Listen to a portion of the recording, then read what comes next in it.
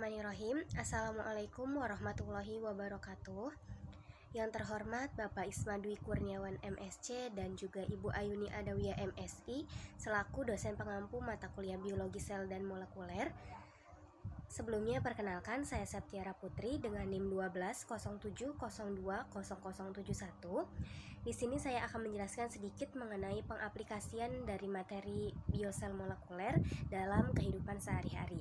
Yang mana di sini saya mengambil contoh, yaitu ada dua.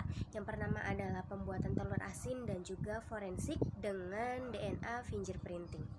Oke, untuk proses pembuatan telur asin itu sendiri, ini merupakan salah satu contoh penerapan dari materi, yaitu transport membran. Yang mana dalam proses pembuatan telur asin ini menggunakan prinsip osmosis. Nah, sebelumnya kita harus tahu gitu ya bahwa membran sel ini merupakan membran yang bersifat semipermeabel tipis yang berfungsi untuk melindungi sel-sel yang ada di dalam. Nah, komponen dari membran sel ini tersusun atas 80%-nya itu adalah fosfolipid dan 20%-nya lagi ini merupakan protein, salah satunya yaitu protein integral dan juga protein periferal.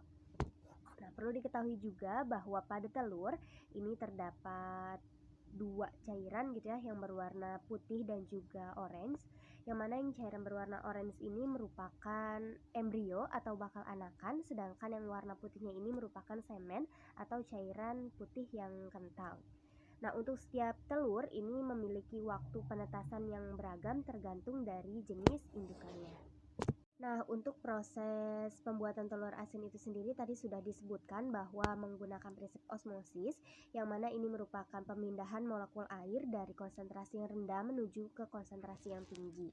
Sebetulnya untuk transport membran gitu ya, atau larutan yang ingin melintasi membran sel, ini ada banyak cara. Salah satunya itu ada transport aktif, pasif, dan juga difusi berfasilitas. Nah, ini tuh tergantung dari si larutan, sifat dari larutan itu sendiri. Nah, apabila ini merupakan ion dengan bermuatan gitu, ionnya bermuatan, maka ini harus menggunakan difusi berfasilitas dengan bantuan protein transporter dan juga ion channel. Nah, dalam pembuatan telur asin itu sendiri, jadi si garamnya ini akan masuk ke dalam cangkang telur gitu ya, melewati membran sel ini melalui pori-pori. Nah, kemudian ini akan masuk ke bagian putih telur dan akan berakhir ketika ia sudah memasuki kuning telur. Nah, proses osmosis ini ditandai dengan hilangnya gitu ya molekul air dari si putih telur itu, yang mana ini bersamaan dengan masuknya garam. Nah, pada proses ini gitu ya terjadi pertukaran ion yang mana ini bersifat stoikiometri, artinya yaitu ada ion H+ ini akan digantikan menjadi ion Na+. Nah, ion H+ ini didapatkan dari molekul air, sedangkan Na+-nya ini didapatkan dari garam. Nah, ion-ion ini akan masuk gitu ya ke dalam telur, yang mana menyebabkan airnya berkurang. Nah, ini menyebabkan si telurnya berubah rasanya menjadi asin.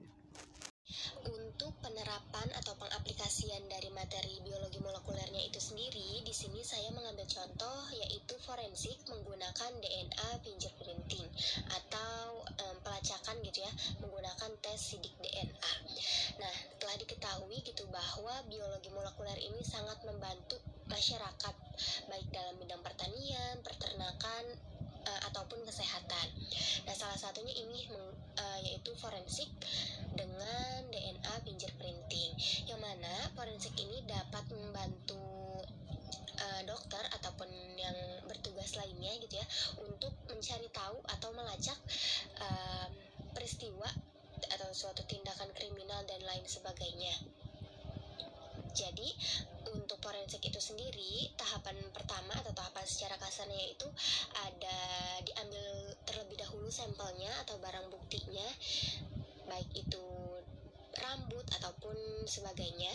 Kemudian DNA-nya ini diekstrak dan dianalisis untuk melihat suatu daerah khusus pada DNA atau disebut juga dengan marker.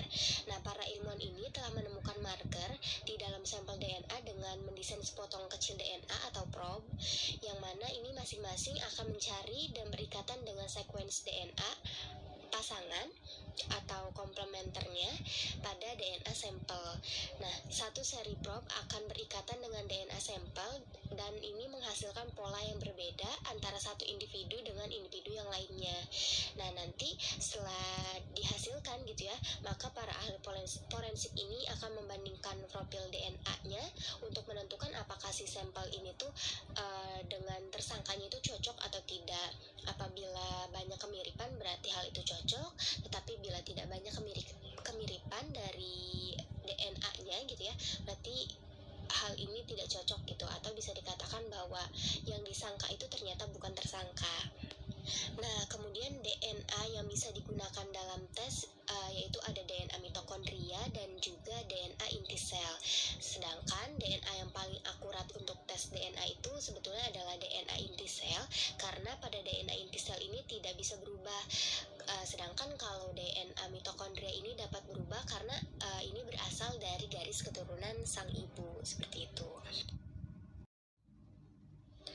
Nah, teknik yang biasanya dipakai pada DNA fingerprinting ini yaitu RFLP, Restriction Fragment Length Polymorphism, yang mana ini didasarkan pada kenyataan bahwa setiap individu itu walaupun mempunyai gen yang sama, tetapi pastinya gitu ya mempunyai perbedaan pada materi genetiknya. Yang mana perbedaan-perbedaan ini umumnya ini ditemukan pada daerah yang bukan pengkode protein. RFLP itu sendiri merupakan teknik sidik DNA berdasarkan deteksi fragmen DNA dengan panjang yang bervariasi. Jadi tahap awalnya itu DNA-nya ini akan diisolasi dari sampel, kemudian ini dipotong dengan enzim khusus bernama restriction endonuklease. Nah, kemudian enzim ini itu akan memotong DNA pada pola sekuen tertentu yang disebut dengan restriction endonuklease recognition site, yang mana kemudian potongan dari fragmen tersebut ini akan dipisahkan dengan elektroforesis pada gel agaros 0,5%.